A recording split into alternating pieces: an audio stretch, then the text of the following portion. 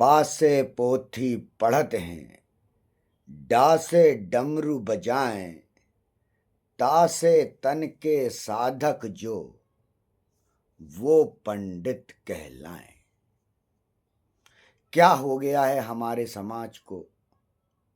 हम क्या अर्थ का अनर्थ लगाने लगे हैं? क्या हम अपनी देवी शक्तियों को हम क्या का क्या कर दे रहे हैं? पंडित का क्या अर्थ होता है? पंडित का अर्थ विद्वान होता है। पंडित कोई जाति नहीं है। गीता के 5वें अध्याय श्लोक 18 में साफ साफ लिखा हुआ है कि विद्या विनय संपन्ने ब्राह्मणो गविहस्तिनी सुनी चैव सुपाके च पंडिता समदर्शिना। अर्थात पंडित लोग सब में समान दृष्टि रखते हैं। किन किन में? ब्राह्मण में, कुत्ते में, गाय में, हाथी में, चंडाल में। ब्राह्मण उस ज्ञान का नाम है जो व्यक्ति के भीतर होता है। ब्राह्मण उपाधि है। आज आप लोग ने ज्ञान जो ब्राह्मण बनना है, आप सभी को ब्राह्मण बनना है, और क्यों मूर्ख बनते जा रहे हैं हम छोटी छोटी बातों को लेकर? हमें मानसिक गुलाम बनाया जा रहा है क्या? कौन बना रहा है ये मानसिक गुलामी? हम एक पोस्ट को, जिसको ब्राह्मण पोस्ट जो शुरुआत से कही जा रही है, इसका उपनिषद में भी लेख है। मैं और जगह भी लेख दे सकता हूं कि इसका और जगह लेख आता है। उपनिषदों में लिखा है कि मूर्ख बाह्य विषयों में उलझा रहता है और पंडित वह है जो आत्मा की ओर उन्मुख होता है। उपनिषद बता रहे हैं इसकी पंडित की परिभाषा। गीता में श्री कृष्ण बता रहे हैं पंडित की परिभाषा। तो हम कौन सी परिभाषा लेके अपनी ले आ जाते हैं कि पंडित का अर्थ हमारा किसी जाति या विशेष से हो गया है? जो मैंने वैदिक सनातन विचार संगोष्ठी की थी वो पंडितों के लिए की थी, कोई जाति धर्म वालों के लिए नहीं थी, और उसमें पंडित ही आए थे। जो इस धनु स्तंभन विद्या को मैं कहता हूं कि जिससे समस्त मानसिक विकारों का निदान होता है, उसी धनु स्तंभन को एक अयोध्या के पंडित जी ने फोन किया और उन्होंने कहा मैं सीखना चाहता हूं। मैं इस हनुमान जी के मंदिर में, जो बहुत दिनों बाद बड़ी मुश्किल से लड़ना पड़ा, झगड़ना पड़ा, पिटना भी पड़ा, और ये हनुमान जी का मंदिर में सानिध्य में अब रहता हूं, और मैं जाति से चमार हूं। गुरुजी मैं सीखना चाहता हूं, क्या मैं सीख सकता हूं? तो मैंने कहा आप पंडित हैं, ये जाति धर्म की बात जो कर रहे हैं आप, ये इससे मेरे को कोई लेना नहीं देना नहीं। मेरे को मतलब है तो उस शब्द से, पंडित शब्द से, जो विद्वान के लिए लिया जाता है। वो किसी भी क्षेत्र में हो सकता है। आप डालिए चैट जीपीटी में हमारे देश के पंडित कितने लोगों को वो उपाधि है, आपको 50 लोग मिल जाएंगे। ये देखिए आप नीचे, ये सब पंडित कहलाते हैं। इसमें आपको दूसरे धर्म का भी मिल रहा है, उस धर्म का भी पंडित की उपाधि में मिल रहा है, जिससे आप घृणा करते हैं। क्या हो रहा है? हम मानसिक गुलाम क्यों बन रहे हैं? मेरा उद्देश्य सिर्फ भीतर का है, योग का है, ध्यान का है, धारणा का है, समाधि का है। मैं उस अष्टांग योग को जगाना चाहता हूं, जिसे मैंने वर्षों में पाया। मैं संपन्न घर से हूं, सब कुछ में सक्षम हूं। मैं सॉफ्टवेयर इंजीनियर होकर मेरे को विदेश भेजना चाहते थे, विदेश मेरा भाई मेरे को ले जाना चाहता था। मैंने नहीं किया। मैं इस योग शक्ति में भीतर तो घुसा, उस ध्यान धारणा समाधि को प्राप्त किया, उसी से प्राप्त धनु स्तंभन को द्वारा मैं उन योग्य व्यक्तियों को, उन पंडितों को देना चाहता हूं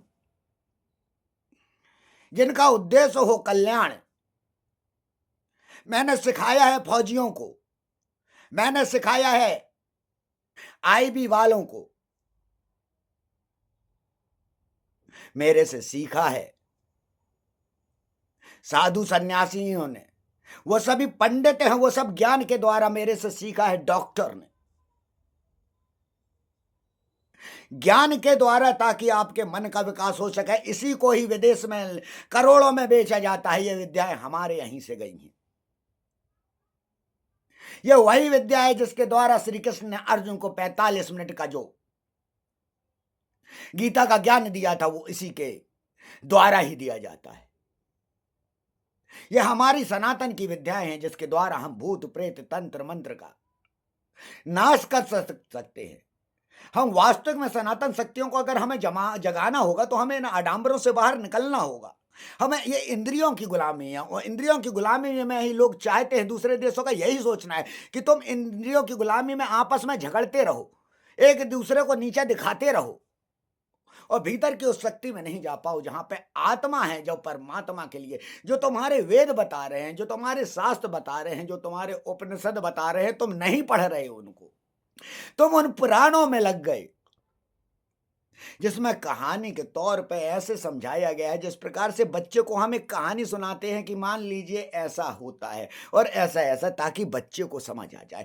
वही वो पुराण है। वेद व्यास जी ने नहीं सभी पुराण लिख दिए हैं। वेद व्यास जी जितने 1000 साल पहले थे, उस समय पुराण नहीं लिखे गए। पुराण लिखे गए अभी कुछ 1000 साल पहले।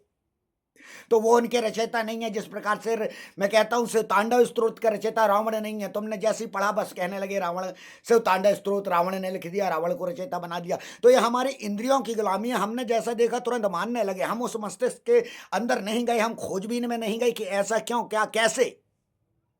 जिस प्रकार से हम इस ब्राह्मण शब्द को लेकर झगड़ने लगे, हम उस ज्ञान को नहीं समझ पाए जिसको गीता में श्री कृष्ण बता रहे हैं, जिसको उपनिषद में समझाया गया है कि ये ब्राह्मण एक तत्व है, जैसे डॉक्टर एक तत्व है। डॉक्टर भी अलग अलग होते हैं, भिन्न प्रकार के डॉक्टर होते हैं। दांत का डॉक्टर, नाक का डॉक्टर, स्किन का डॉक्टर।